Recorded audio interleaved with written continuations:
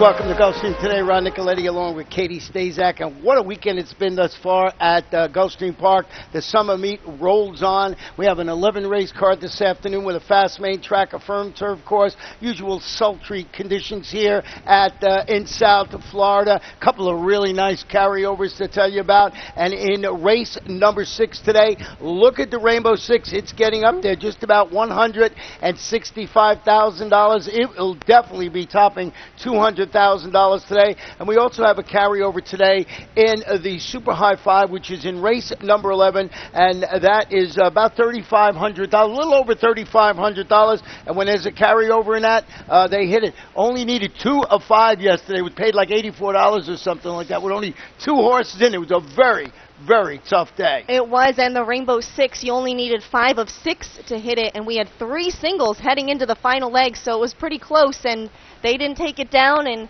that means more is up for grabs today. Yeah, and I think that paid something like $2,600, 5 out of 6. So not only if you get that one unique single ticket to get the whole jackpot, the consolations pay great. And, you know, it's just been a fun weekend. Of course, yesterday we had the first leg of the Sire Stakes of 2015. It was a lot of fun. And now our next one will be in September. I think it's September 5th, I believe, September 5th. So it rolls on. And before we get into this card, we want to go back and you see what's tweeting around the country today. And the first thing we want to talk about, the horse that ran yesterday, and that was Catalina Red. Yeah, he won the first of 7 stakes races on yesterday's program in the Jackson Bend. That was Catalina Red, trained by Chad Stewart, unraced since January when he ran in the Sam F. Davis, was possibly on the Kentucky Derby trail, and coming back in fine form yesterday. Some nice commentary here. Maybe thinking a grade 1 next for him. And another horse that we know very well down here is Constitution, who won the Don Handicap. He looks like he's on the comeback trail. He's a poster child for Gulfstream Park. He won the Florida Derby and then came back the next year and won the Don. He has been off for a little while and looks like he is in fine form, and we should see him back on the racetrack soon, and I can bet you we'll see him here at Gulfstream again this winter. And you know, a horse that we were oohing about here during the winter, that was Code when he came from the clouds to win a race. He did the same exact thing yesterday. What a brilliant performance Code put on in the Whitney. And also from Liam's Map, another horse who impressed here when winning the Harlan's Holiday. Liam's Map set incredibly fast fractions and almost held on. A nice finish from 2 Gulfstream representatives. You know, Katie, before we look in today's card, you know, Pedro from the Jocks Room is a big fan of the Grateful Dead, and he told me today that it's Jerry Garcia's birthday, so everybody out there that's a Dead fan, keep on trucking. So, Jerry Garcia, birthday today. Happy birthday to Jerry Garcia. And I know Pedro's a big fan, so I wanted to do that for him. Well, good for him. I wish I knew more about Jerry Garcia, but I will take your word and all those deadheads out there. I think that's the most that I know. But we talked about the Florida Sire Stakes yesterday and an exciting finish in the Whitney. We had another very exciting finish here yesterday. Let's take a look back at the unbridled division of the Florida Sire Stakes yesterday. And this one was pretty close. Talk about a horse coming from out of the clouds. Your Dreams Are Mine was dead last at the quarter pole, and he's going to come up and nab Wicked Rascal. This one hurt, you know. This one hurt. Yeah. Let's take a look at this. Not going to get there, not going to get there. Oh, he's getting there. What a finish. Trainer Bill Kaplan said that he was cheering, get second, and he doesn't one better. I can't tell you how many people after the races come over and said, I had the 10 in every possible exotic wager that they could have, which was from the Kathleen O'Connell bond at the number 10, and that was Wicked Rascal. But the number 4 got it, paid $73.60. But as Katie mentioned, there was still 3 tickets alive in the Rainbow Six at the end of the day. That's how much of a fun bet that is. The first race today, on Sunday, we took care of all of that now. We can get to Sunday. And this one is 1 mile on the turf. I mentioned it. Turf is firm. Claimants, fillies, and mares, 3 and up. Non-winners of 3 races in life or race in 6 months. We got a clean slate. We got 9 runners who are going to go to the post. And I went with the number 4 in here, Katie, the business. But you started it with the 2, Fair Shake. We got our exactas flip-flop to start the day. This one, Fair Shake from the Aubrey Mirage barn, made her turf debut last time out and was a fast closing second at this level. Came up just 3/4 of a length short, earned the highest buyer of her career. Clearly liked the surface. Jose Alvarez going to stay aboard for Mirage, who's winning turf races at a 20% clip right now. So I gave him the edge, though. The business certainly looks like the one to beat. Yeah, I mean, he's stretching out to a mile after responding last time out to that drop in competition. With that well-meant second place finish against this level of competition, going 7.5 furlongs, Edgar Prado will be in the saddle, I believe, this afternoon. So is he on that horse? Actually, we got Harry Hernandez. Harry Hernandez, today. That's right. I wrote that the other day, and I knew Edgar wasn't here. He's away for the weekend. So Harry Hernandez on that horse. That is the four of the business. But I think these two are the logical two, and you sort of like got to box those in the exacto. You definitely use them in your early daily double. Who'd you put in third? Roll Baby. Gonna face condition claimers after finishing a rallying fourth, only beaten a length and a half against open claimers at the $10,000 level. Who'd you use? I went with the number 7, Holy Day, who's hoping to show more during the stretch run. You know, he went up last time out, vied for the lead until weakening at the 8th pole, settling for third behind the horse you have on top, Fair Shake, Carlo Vaccarezza, Tyler Gaffleone in the saddle today. Tyler Gaffleone riding in great form. As he is, he had another double yesterday. He continues to be riding very well here. Let's go to race number 2. It's a 7-furlong sprint on the fast main track. These are maiden claimers, fillies and mares, 3 and up, $10,000. 7 select runners in the field. And we want to go back and show you a performance of the horse that we both have on top, and that is the 5 Delaney's Joyce from the Kristen Mulhall barn. And boy, she's been something else since she arrived from California. She has. She's won with each of her first 2 starters here at Gulfstream. Gonna look to make it 3 for 3 and has a great chance. We are going to take a long road trip out to California at Los Alamitos. Take a look at the 7 Delaney's Joy making a nice bid here, and the jockey misjudges the line and pulls up, then starts riding again. The horse is going to end up finishing in a dead heat for second, but clearly could have been a little bit closer there to the win. Yeah, and I mean, you're going with the hot hand. She's 2 for 2, so I put her on top of my ticket for all the reasons you mentioned, and seeing the video makes me like the horse a little more. So there's no problem with horses transitioning from the West Coast to here for her because she's 2 for 2. The horse that we both used in second was the 3 Spiritual Leader, turning back to the 7-furlong distance after rallying. That was on a wet track. That day was listed as good to finish third against Similar. It was a 1-turn mile. She's 1 for 2 in the money at this distance, so not much to grab on, but at least she's shown the ability to run at 7/8 of a mile. Yeah, she has. She's finished third in 5 of his last 6 starts. Finds a good spot today, but can he really break through? It seems like he likes to do just enough to hit the board, but not quite enough to hit the wire first. Who you got in third?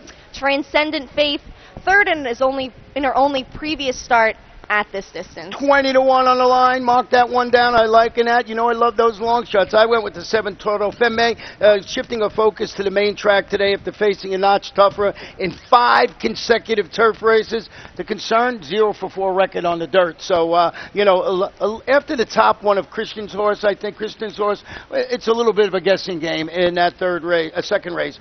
Third race, 1 mile claimers, 3 and up, non-winners of 2 races in life or 3-year-olds, $30,000 down to $25,000. 7 runners in this field. I have the number 5 on it. We'll start there, and I'll tell you why I put the 5 on top, and that's all over it. This one's going to face winners after blowing the doors off the competition when he won his $10,000 career debut. It was a mile, albeit it was in the slot, but he won that race by 18+ lengths. He gets his first clash check today against $30,000 types, and going to have to deal with a fast track. But I can understand the number 7, who you have on top, Mascherano.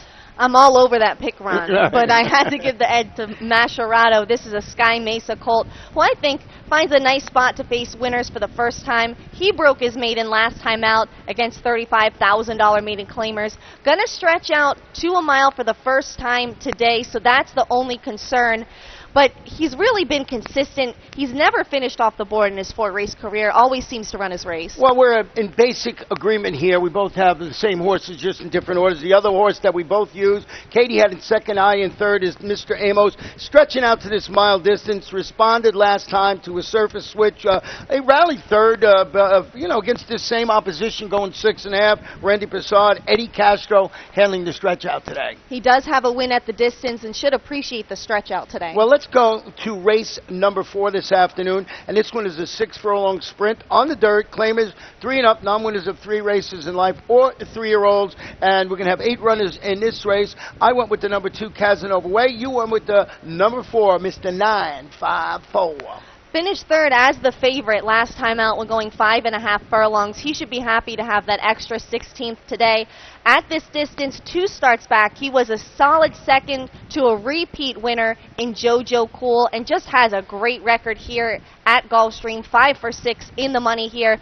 2 wins from 4 starts at the distance. But you use the horse that I put in third, that's Casanova Way. Yeah, and this one, an impressive winner at this distance against the same caliber of competition back on June 30th. Drops after coming up empty last time out, facing $12,500 condition claim. He was on a wet surface that listed as good. I'm going to put a line through that one. I think he can bounce back. There's no trainer hotter than Antonio Sano, and no jockey in his great form as Tyler Gaffalione. So both of those that maybe lean towards this horse, then put him on top.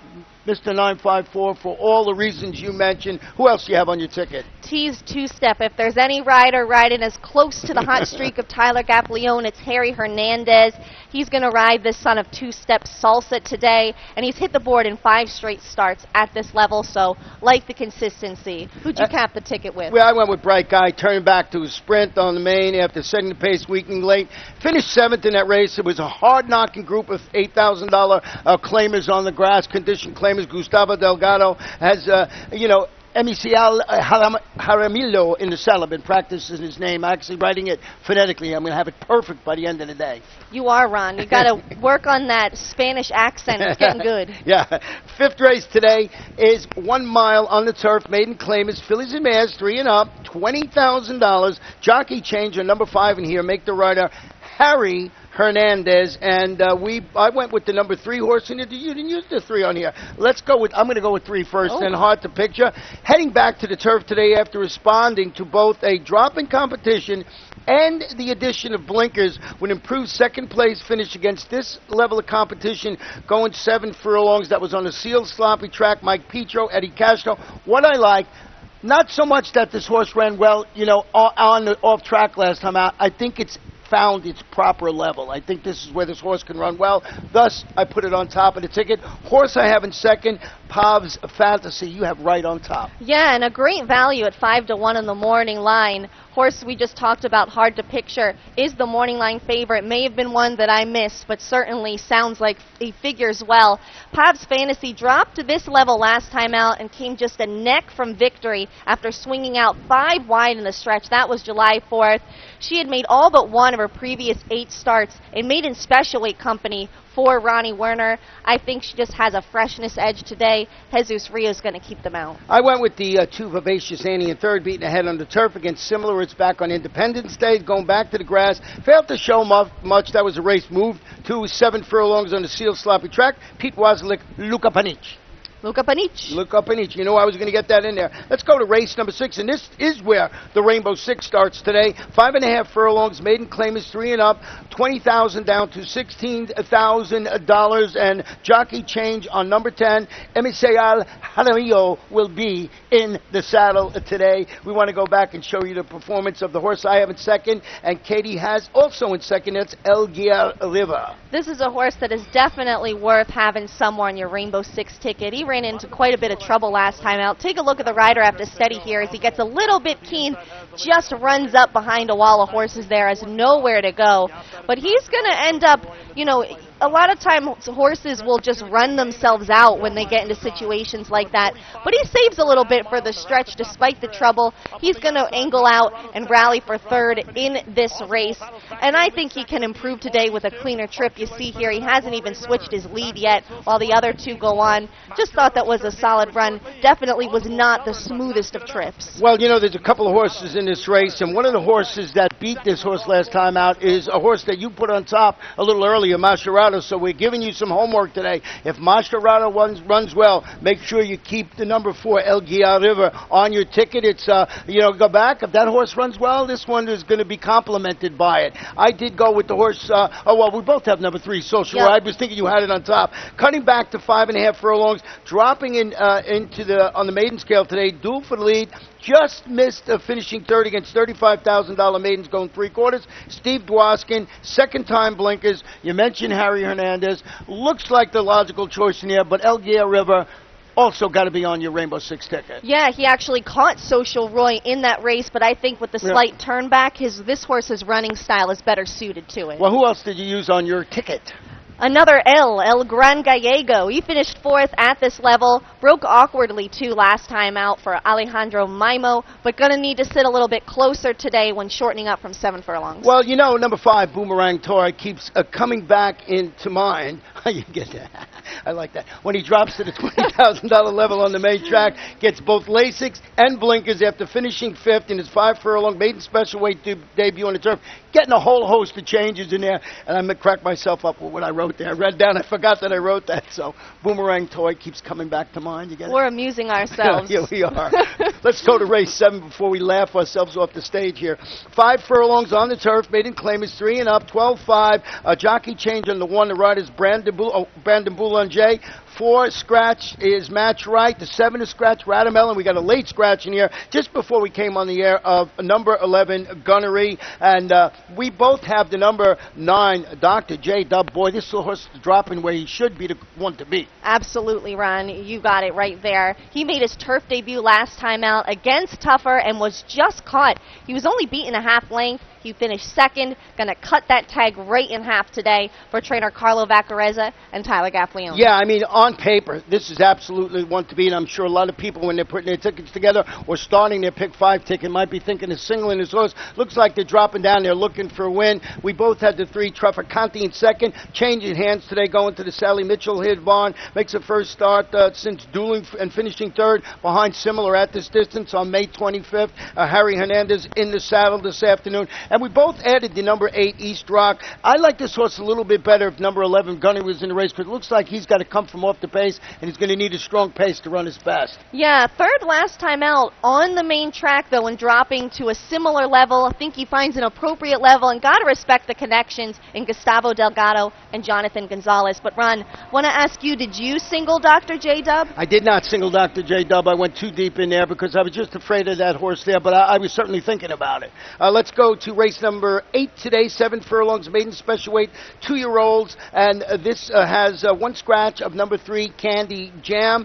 We both have number 6, Mr. Ellie, on top of our ticket, stretching out today to 7 furlongs. I think that's really going to suit him well. A majority of the baby races, they're short, and the majority of them are won from horses that are on the lead or very close to the lead. In this one, this horse, in his first start, he stalked the pace, sat just off it, rallied well to get up for 2nd. That was on July 12th. This barn is so hot right now, especially with their maidens. They had 2 more weighted winners on Friday. It's the son of Colonel John. Again, should appreciate the stretch out with that pedigree, and the stakes-winning mare, Proud Zoe. I went with the 2 JR's Holiday in 2nd, stretching out an additional furlong, finished an improved 2nd when running, its career debut, got 6 furlongs. I think he's got some upside. We both used the number 1, El Shadow, in 3rd. Yeah, I like the pedigree here of this one, debuting for trainer Juan Rodriguez. He's a half to the multiple stakes-winning, graded stakes place Fire Spike. The only caveat is Fire Spike has done his best running on synthetic and on turf. So will this one take to the dirt? We'll see, but he might be able to win. He's working like he is. He's been really working the storm up at Gulfstream Park West. Race number 9 today, 1 mile on the turf. Allowance, optional claimer. Fillies and mares 3 and up, $25,000. Scratch to 3, scratch to 10. Go back quickly to show you the horse I did single on my ticket, and that is number 5, Wild About Jazz, on my Pick 5 ticket, not on my Rainbow 6 ticket.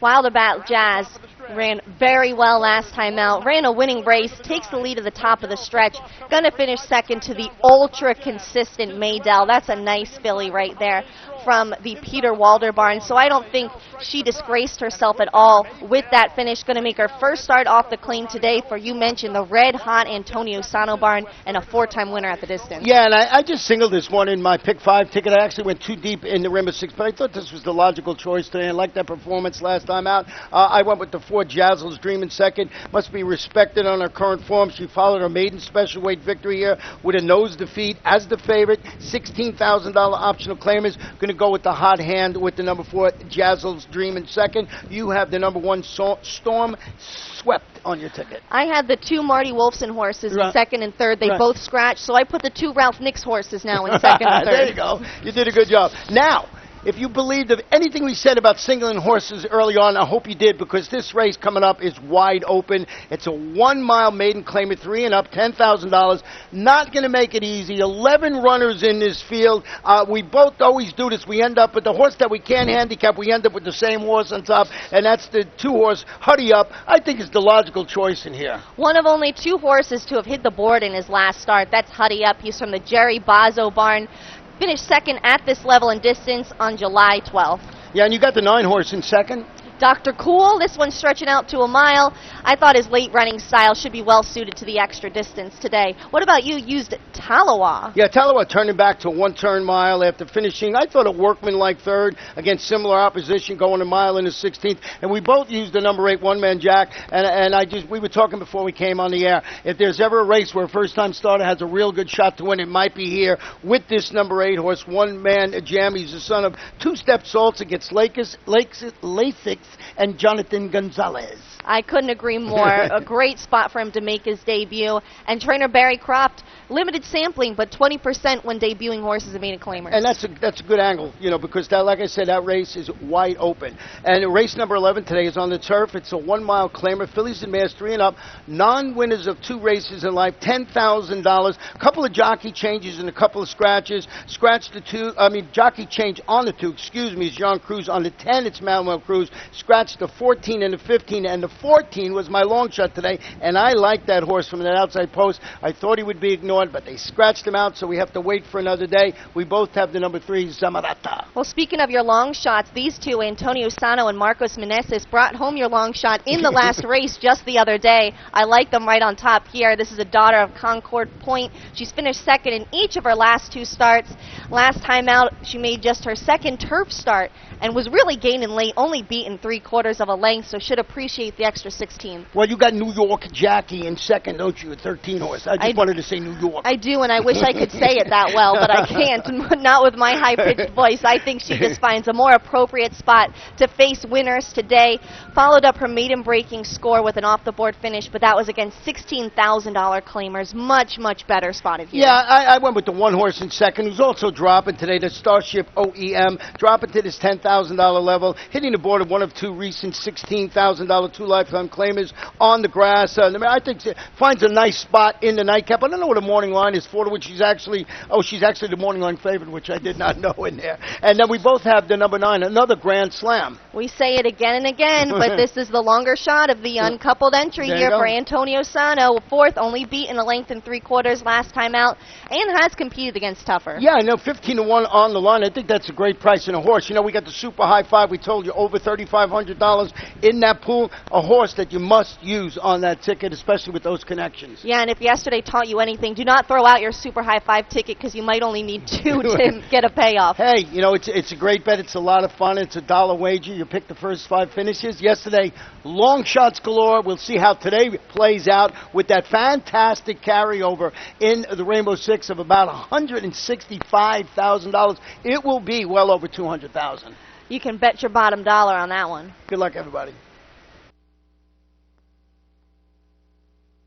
The Rainbow Six is back, and it's better than ever. Now with a 20-cent base wager, it will expand the market for the popular bet.